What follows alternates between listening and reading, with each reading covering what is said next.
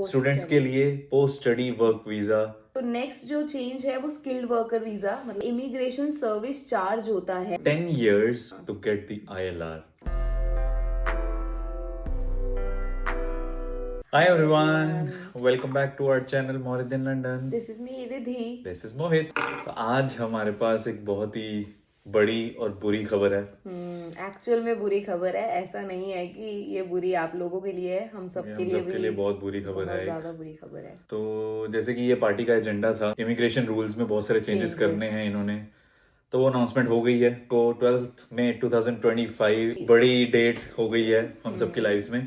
कोई अगर यूके आना चाहता था या कोई यूके आ चुका है, सबके लिए बहुत ही बड़ा एक दिन हो गया है। सबसे बड़ा जो चेंज यूके गवर्नमेंट ने कर दिया है सब इमिग्रेंट्स के लिए, जो ILR थी यहाँ की यूके की, विच वॉज 5 years, इसको सीधा डबल कर दिया गया 10 साल।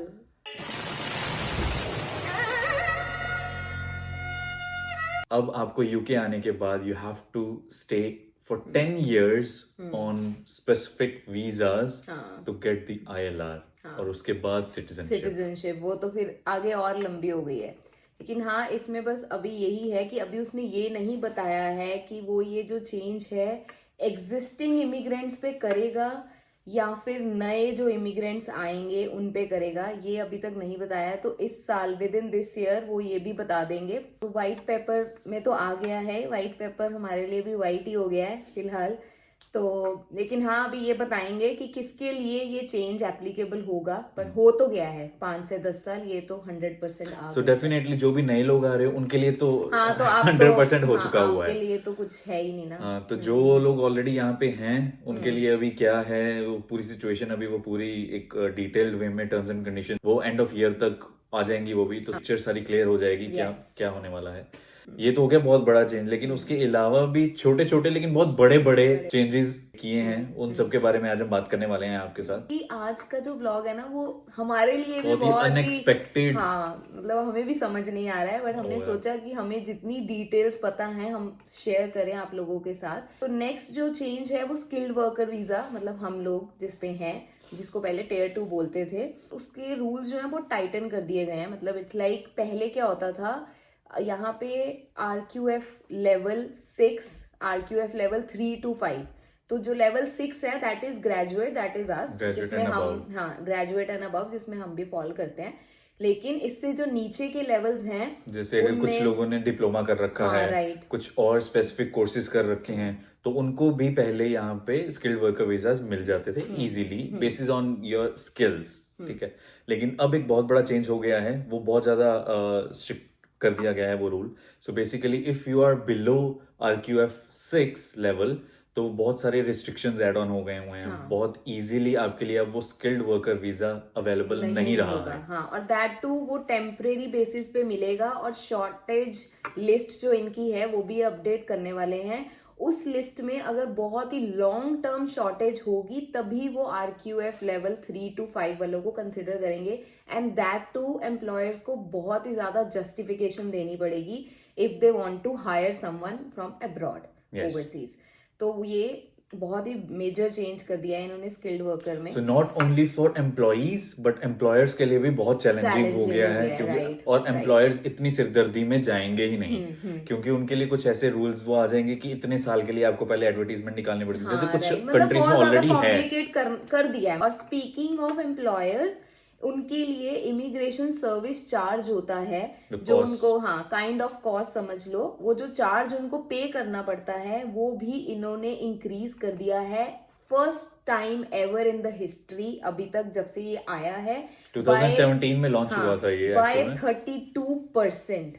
मतलब 32% उनको ज्यादा देना पड़ेगा फॉर 12 months, फॉर 1 year वो देते हैं, पर ईयर होता है ये चार्ज, और उनको 32% ज्यादा प्लस 32% बहुत ज्यादा है ये। So just to give you a brief कि कौन सा चार्ज होता है, सो बेसिकली एक तो होता है वीजा फी वगैरह जो हम पे करते हैं एज एन एम्प्लॉय, और एक एम्प्लॉयर को भी एनुअली एक चार्ज पे करना पड़ता है टू गवर्नमेंट कि हम अब्रॉड से एक बंदे को ला रहे हैं, and we are willing, and employer is willing to pay a specific amount per year हमारी तरफ से, तो वो वाला चार्ज, एम्प्लॉयर वाला चार्ज बढ़ गया है। अभी रिसेंटली एक दो साल पहले जो IHS और वीजा फी तो जो हमारे लिए इंक्रीज वो हुए तो थे, इंक्रीज हुई थी, राइट। तो अब एम्प्लॉयर के लिए भी इंक्रीज हो गई है तो वो मतलब फीस। ये समझ लो कि ऑल एंड ऑल उन्होंने और ज्यादा स्ट्रिक्टनेस कर दी है। ये बंद समझो, ये बंद ही करना चाहते हैं बहुत कि- ज्यादा स्ट्रिक्ट करने हाँ, वाले हैं ये वो। कि नहीं आएंगे इमिग्रेंट्स। नेक्स्ट सबसे बिग चेंज जो हुआ है, तो जो स्टूडेंट्स को पहले क्या होता था, स्टूडेंट्स आते थे और ऑब्वियसली वो यहाँ पे आके स्टे करते थे, उसके बाद भी पोस्ट स्टडी वर्क वीजा भी मिलता था उनको।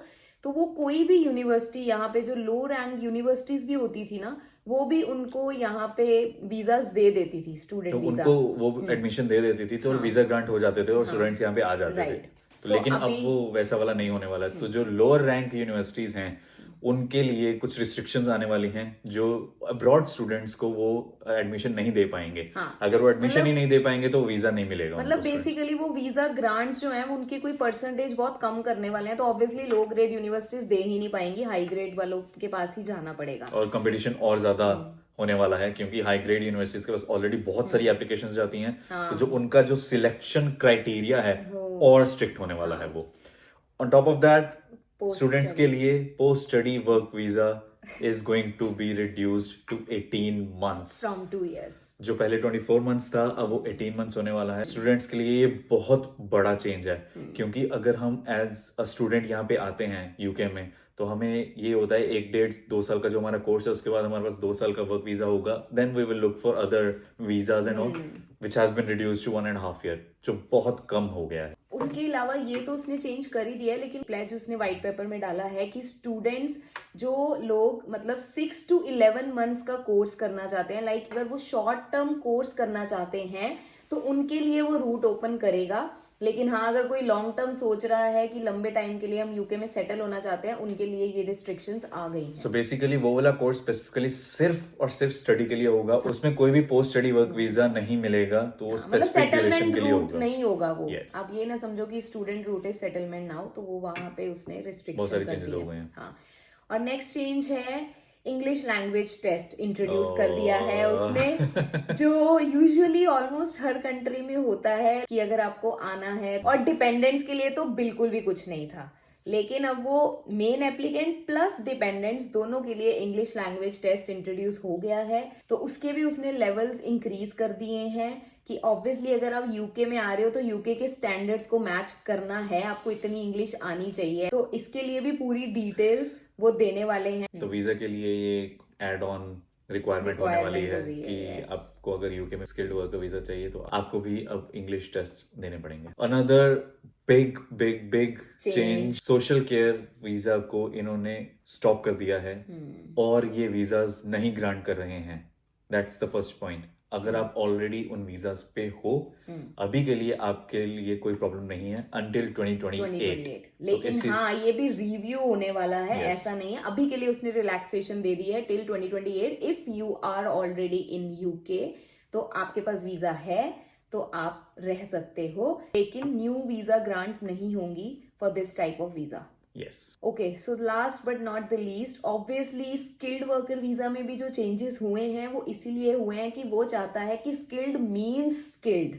Yeah. तो हायर स्किल्ड लेवल जो लोग हैं वही यूके में आए और वही सेटल हो, ताकि उनकी इकोनॉमी को फायदा हो। तो इसीलिए उसने ये बोला है कि जो यूके की ग्रोथ के लिए जो ग्लोबल टैलेंट वीजा है उसको वो और बढ़ाएगा। जो यहाँ पे गवर्नमेंट के बेसिस पे आते हैं global talent visa, like research के लिए या और जो PhD करते हैं उनके लिए ये थोड़ी सी और वीजा इंक्रीज करने वाला है, क्योंकि वो चाहता है कि एक्चुअल में हाई स्किल्ड लोग यहाँ पे आए। तो ये थे बहुत बड़े बड़े चेंजेस जो कि यूके गवर्नमेंट ने अनाउंस कर दिए हैं और हम सब की लाइफ को बहुत बड़ा एक झटका मिल गया है। और ये जितने भी चेंजेस हैं, ये सोर्स जो है हमारा government.uk का ही है। हम सारे लिंक्स डिस्क्रिप्शन में दे देंगे, व्हाइट पेपर का भी लिंक है वो भी डिस्क्रिप्शन में दे देंगे। If you want to have a read, 82 pages का है, पूरा डिटेल्ड में सबके लिए आप पढ़ सकते हो। वहीं उसी की समरी हमने आपके साथ शेयर की है, और government.uk में भी जो समरी आई है वो हमने शेयर की है। और हमने जितनी भी चीजें शेयर की हैं